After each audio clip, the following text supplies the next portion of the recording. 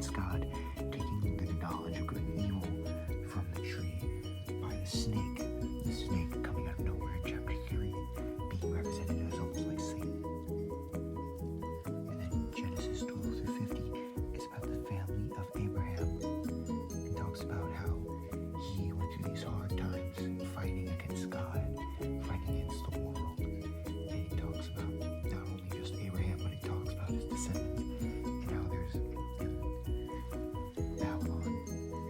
He talks about Babylon and his sons Joseph, or his great-grandsons Joseph, who at the end of his tale said, "Your plan is for evil, but God planned it for good to save many lives." That was chapter 41 through 46, verses 50 through 20. Yeah. And that's what Genesis, the first and second part of Genesis is about. The purpose of Genesis was to show how God wanted the world. It was to show how God had failed in making humans, but also succeeded in a way that would be further explained later in the Bible, later in the stories. But it mostly shows how God succeeded in making his creation and how humans destroyed the creation and how God keeps trying to redeem the humans from what they did and what they've done. How God wants to still save the humans even after everything they've done, with him having to flood the earth and Babylon. Him promising new kings from the line of David, and him giving the fruit of knowledge, and him making new people to learn his teaching.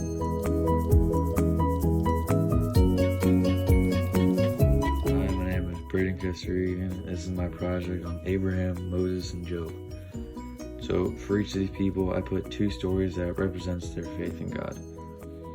The first story for Abraham is the time that God gifted Abraham a son, Isaac, but then later told him to sacrifice Isaac. Now, Abraham had so much faith in God that he was willing to sacrifice Isaac on top of the mountain. And here I drew a picture of that. The second story I put was the time God told Abraham that the number of stars in the sky is how many descendants he will have. I put this because God chose Abraham to be the person that will have millions upon millions of descendants. My first story for Moses is the flaming tree at Mount Sinai.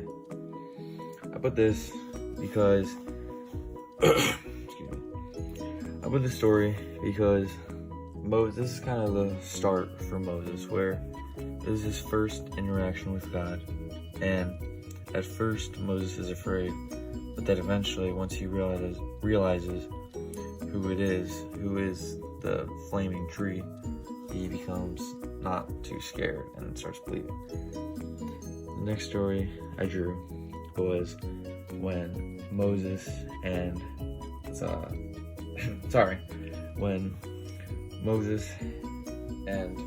his people were traveling in the desert for 40 years. I put this story because most people wouldn't stay in a desert for 40 years.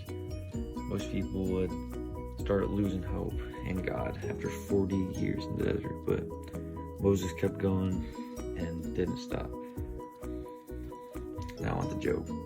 The first story for Job is when God gave the devil basically all of Job's belongings.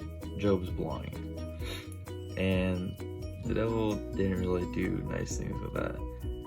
He had all of Job's animals and servants either killed or stolen, and all of Job's kids were murdered or had died when their house had fallen on top of them.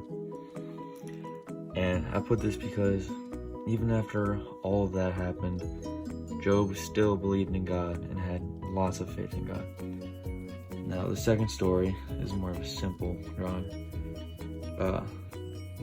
that I put for Job is when he was trying to explain and talk about God to, many people, and everyone just kind of mocked him and didn't believe him at all, and believed what they wanted to believe, and just didn't listen to Job at all.